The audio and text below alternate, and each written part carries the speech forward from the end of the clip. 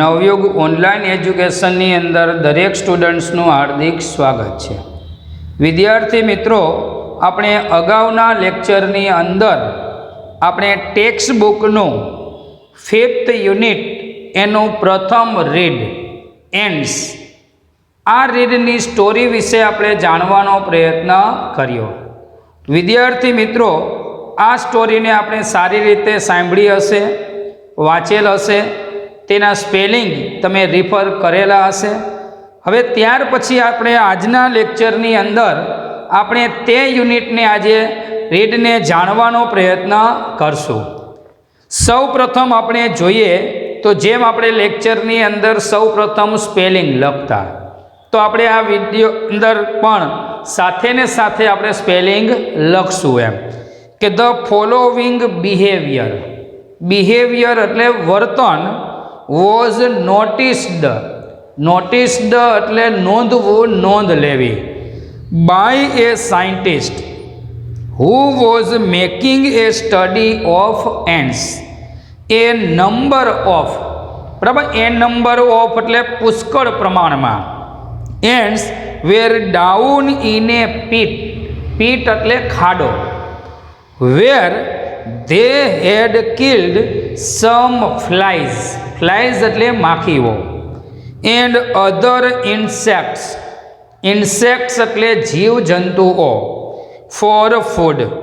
The ants began fetching એટલે લઈ આવવું, એક જગ્યાએથી બીજી જગ્યાએ લઈ જવું હોય એને કહેવાય ફેચિંગ.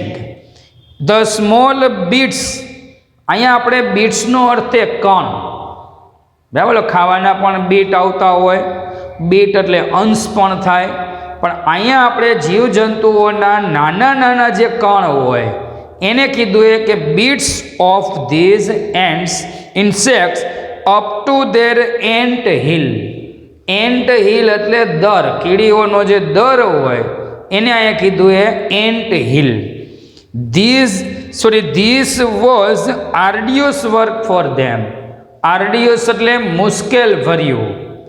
The sides of the pit were steep એટલે કરાર, બરાબર, કરાર જગ્યા હોય એને આપણે કીધું એ સ્ટીપ. એન્ડ કન્સિડરિંગ એટલે વિચારવું, સમજવું, જાણવું. The size of the ends the loads એટલે વજન. ધે વેર કેરિંગ એટલે ઉચકીને લઈ જવું, બરાબર, માથા પર કે અન્ય રીતે ઉચકીને લઈ જતા હોય એને કેરિંગ કહેવાય. ઓલું એક જગ્યાએથી લઈ જતા એને ફેચિંગ કહેવાય. Were very heavy. It was as if a group of men were carrying a weight એટલે વજન of 200 pounds each and climbing a cliff એટલે ખડક, ટેકરી, ભેખડ, ઊંચી ટેકરી હોય કે નીચેથી ઉપર લઈ જતા હોય તો એ ટેકરીને કીધું એ cliff. At the same time the ants immediately એટલે તરત જ, ઓર્ગેનાઇઝડ એટલે વ્યવસ્થા કરવી, the work in this way while some were carrying up એટલે ઉચકીને ઉપર લઈ જવું. The beats of insects, the others went in front and cleared away એટલે દૂર કરવું, સાફ કરવું. રસ્તામાં કોઈ વસ્તુ પડેલી હોય ત્યાંથી બીજે મૂકી દે એને અહીંયા કીધું એ ક્લિયર્ડ અવે. The any sand એટલે રેતી, or small stone એટલે પથ્થર, that obstructed the way એટલે નડવું, રસ્તામાં કાંઈ નડતું હોય એ અર્થમાં કીધું એ obstructed. At some points where it was difficult to get a foothold એટલે પગ મૂકવાની જગ્યા, એમ કોઈનો ટેકો હોય રાખવા માટે, પછી કોઈ નાની ખડક હોય ને અહીંયા પગનો ટેકો મળતો હોય, તો ટૂંકમાં જ્યાં પગનો ટેકો મળે એવી જગ્યા હોય એને કીધું એ ફૂટહોલ્ડ. These other ends would position એટલે કોઈ જગ્યાએ રહી જવું, એમ સ્થિર રહી જવું. Themselves in such a way that the ants carrying the loads could easily climb over them. Climb over એટલે ઉપર ઉચકીને લઈ જવું. હવે એ પેરેગ્રાફનું આપણે ટ્રાન્સલેશન જોઈએ કે the following behavior was noticed by a scientist who was making a study of ants. કે નીચે પ્રમાણેનું વર્તન એક વૈજ્ઞાનિક દ્વારા નોંધવામાં આવ્યું. Who was making a study of ants. કે જે વૈજ્ઞાનિક કીડીઓનો અભ્યાસ કરી રહ્યો હતો. A number of ants were down in a pit. કે પુષ્કળ કીડીઓ એક ખાડાની અંદર હતી. Where જ્યાં they had killed some flies and other insects for food. કે જે ખાડામાં તે કીડીઓએ ખોરાક માટે કેટલીક માખીઓને અને બીજા જીવજંતુઓને મારી નાખ્યા હતા. બરાબર, ફરીથી સેન્ટેન્સ કે પુષ્કળ કીડીઓ એક ખાડામાં પડેલ હતી જ્યાં તે કીડીઓએ ખોરાક માટે કેટલીક માખીઓને અને બીજા જીવજંતુઓને મારી નાખ્યા હતા. The ants began fetching the small bits of these insects up to their ant hill. કે તે કીડીઓએ બરાબર કે આ જીવજંતુઓના નાના નાના કણને પોતાના દરમાં લઈ જવાનું શરૂ કર્યું. કે જ્યારે આ નિરીક્ષણ કરતા હતા ત્યારે બન્યું એવું કે કીડીના એ નાના નાના કણ છે એ ઉચકીને પોતાના દરમાં લઈ જતી હતી. This was arduous work for them. કે આ તેમના માટે મુશ્કેલભર્યું કામ હતું. The sides of the pit were steep. બરાબર, એટલે કે તે ખાડાની બંને બાજુ કરાર હતી. And considering the size of the ants. બરાબર, એટલે કે કીડીઓના કદ પ્રમાણે વિચારીએ તો the loads they were carrying were very heavy. કે તે કીડીઓ જે વજન ઉચકી રહી હતી તે અતિશય ભારે માત્રામાં હતો. હવે કીડી પ્રમાણે વજન તો વધુ જ કહેવાય એમ. બરાબર, ફરીથી સેન્ટેન્સ કે ખાડાની બંને બાજુ પર કરાર ભાગ હતો અને કીડીના સાઇઝ પ્રમાણે વિચારીએ તો તે કીડીઓ જે વજન ઉચકી રહી હતી તે અતિશય ભારે માત્રામાં હતો. It was as if a group of men were carrying a weight of 200 pounds each. કે જાણે કે માણસોનું ટોળું 200 પાઉન્ડ જેટલો વજન ઉચકીને જઈ રહ્યો હોય. And climbing a cliff at the same time. કે એ જ વખતે કોઈ ટેકરી પર ચડી રહ્યો હોય તેવું લાગતું. કે કોઈ માણસોનું ટોળું હોય અને એ આખું ટોળું વજન ઉચકીને કોઈ ટેકરી ઉપર જતું હોય તેવું દ્રશ્ય લાગતું એમ.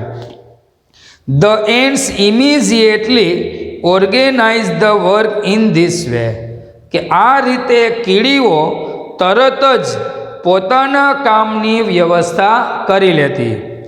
While some were carrying up the bits of insects. કે જ્યારે કેટલીક કીડીઓ જીવજંતુઓના નાના નાના કણને ઉચકતી, the others went in front. કે બીજી કીડીઓ સામે આવી and cleared away any sand or small stone that obstructed the way. કે બીજી કીડીઓ તરત સામે આવી અને રસ્તામાં નડતા રેતી કે નાના એવા પથ્થરને દૂર કરતી. ફરીથી કે કેટલીક કીડીઓ જીવજંતુઓના નાના નાના કણને ઉચકતી અને બીજી કીડીઓ આગળ જઈને રસ્તામાં નડતા પથ્થર કે રેતીને દૂર કરતી. At some points where it was difficult to get a foothold. કેટલીક એવી પણ જગ્યાઓ હતી કે જ્યાં પગ મૂકવો મુશ્કેલ ભર્યો હતો. These other ants would position themselves in such a way that the ants carrying the loads could easily climb over them. બરાબર, ફરીથી કે કેટલીક એવી પણ જગ્યા હતી કે જ્યાં પગ મૂકવો મુશ્કેલ ભર્યો હતો. તો આ બીજી કીડીઓ એવી રીતે રસ્તામાં ગોઠવાઈ જતી તો વજન ઉચકીને આવતી કીડીઓ સહેલાઈથી તેમના ઉપરથી પસાર થઈ જતી. કે કોઈ જગ્યાએ ખાડો હોય ને વ્યવસ્થિત ચાલી શકાય એમ ન હોય તો આ જે કીડી રહી ને એ કીડી એવી રીતે ગોઠવાઈ જાય કે જેના ઉપરથી ઓલી વજન ઉચકીને જે કીડી જાય છે એ કીડીઓ સહેલાઈથી ત્યાંથી પસાર થઈ જાય. હવે ત્યાર પછીનો પેરેગ્રાફ કે નિયર ધ ટોપ એટલે ટોચ of the pit however there was a small part of the way which was completely smooth and steep. Smooth એટલે લીસું અને સ્ટીપ તો આપણે આગળ આવી જ ગયું કરાર. Here there were no foot holds, એ આપણે આગળ આવી ગયું પગ મૂકવાની જગ્યા. The ants came up to these points and their progress stopped. Progress એટલે એ પ્રગતિ નહીં પણ આગળ વધવાનું એમ. ઇટ સીમ્ડ એટલે લાગવું દેખાવું. That after all they had been defeated એટલે હરાવવું. of the many ants which tried to climb this part, only one reached the top. This one was immediately met by a number of ants from the ant hill to whom it conveyed એટલે બતાવવું અથવા દર્શાવવું એ message અથવા આપવું. And now an amazing thing એટલે આશ્ચર્યજનક બાબત, આશ્ચર્યકારક બાબત. હેપન્ડ એટલે થવું, બનવું. The ants at the top began climbing down એટલે નીચે ઉતરવું. ઇન્ટુ ધ પીટ બેકવર્ડ એટલે પાછળ એમ. ઈચ હોલ્ડિંગ એટલે ઉચકવું, ઉપાડવું. કે holding the tail end of another ant in front. In this way the ant chain એટલે કીડીની સાંકળ, એક પછી કીડી એમ જોઈન્ટ થઈ ગઈ હોય એને અહીંયા કીધું એ ant chain. Was soan formed એટલે રચાઈ જવું, બની જવું. વિચ સ્લોલી ડ્રોપ્ડ ડાઉન એટલે નીચે ઉતરવું. The steep side when it reach the ants waiting with their loads they easily climbed up એટલે ઉપર ચડવું. the chain and came out at the top એટલે બહાર આવવું. હવે એ પેરેગ્રાફનું આપણે ટ્રાન્સલેશન જોઈએ કે near the top of the pit however there was a small part of the way which was completely smooth and steep. કે ખાડાના ટોપની બાજુમાં એક સંપૂર્ણ નાનો એવો રસ્તો હતો. which was completely smooth and steep કે જે સંપૂર્ણપણે લીસો અને કરાર હતો. બરાબર, ફરીથી કે ખાડાના ટોપની બાજુમાં નાનો એવો રસ્તો કે જે સંપૂર્ણપણે લીસો અને કરાર હતો. Here there were no foot holds કે આ જગ્યા પર પગ મૂકવાની પણ જગ્યા હતી નહીં. The ants came up to these points કે કીડીઓ આ જગ્યા પર આવી એન્ડ ધેર પ્રોગ્રેસ સ્ટોપ્ડ અને તેના આગળ વધવાનું બંધ થઈ જતું. બરાબર, ફરીથી કે કીડીઓ આ જગ્યા પર આવી અને તેઓ થોભી જતી. It seemed that after all they had been defeated. જાણે કે એવું લાગતું કે છેવટે તે કીડીઓ હારી ગઈ છે. Of the many ants which tried to climb this part, only one reached the top. કે આ બધી જ કીડીઓમાંથી જે કીડીઓ આ જગ્યા પર ઉપર ચડવાનો પ્રયત્ન કરતી તેમાંથી ફક્ત એકાદ કીડી જ તે ટોચ પર પહોંચતી. કે જેટલી પણ કીડીઓ હોય એ કીડીઓમાંથી જે આ કરાર જગ્યા હતી, લીસી જગ્યા હતી, એમાંથી પ્રયત્ન કરતી તો એકાદ કીડી કદાચ એ ટોપ ઉપર પહોંચી શકતી. This one was immediately met by a number of ants from the ant hill. કે આ એક કીડી તરત જ દરમાં રહેલ પુષ્કળ કીડીઓને મળી. To him it conveyed a message. કે જેને એક મેસેજ આપતી. કે જે આ કીડી પહોંચી હોય એ કીડી દરની અંદર જે બીજી કીડીઓ રહેતી હોય એ કીડીઓને મેસેજ આપતી. And now an amazing thing happen. કે અને એક આશ્ચર્યકારક ઘટના બનતી. કે the ants at the top began climbing down into the pit backward. બરાબર, કે બીજી એટલે કે ટોપ પર રહેલી કીડીઓ પાછળ પાછળ, બરાબર, કે તે ખાડામાંથી નીચે ઉતરવાનું શરૂ કરતી. Each holding the tail end of another ant in front. કે આગળ રહેલ કીડીના બીજી કીડીની પૂંછડીઓને પકડીને.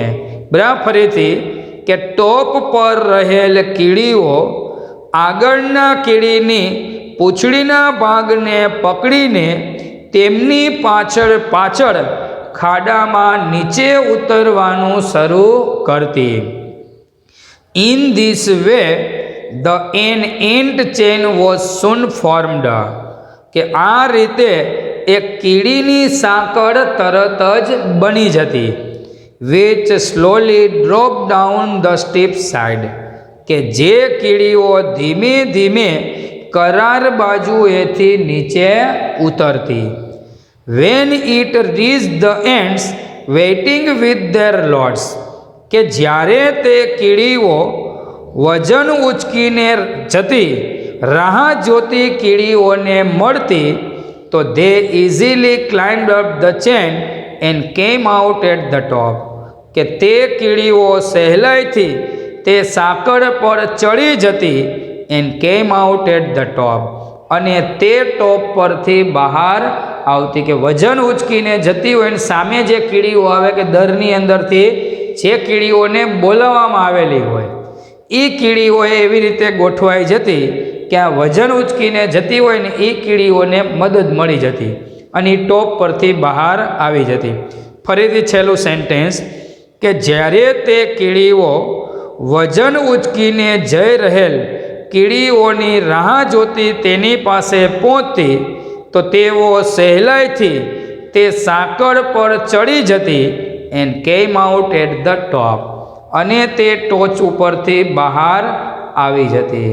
ત્યાર પછીનો પેરેગ્રાફ જોઈએ કે such behaviour showing the adeptness. Adeptness એટલે કૌશલ્ય of ants has been noticed and studied by many.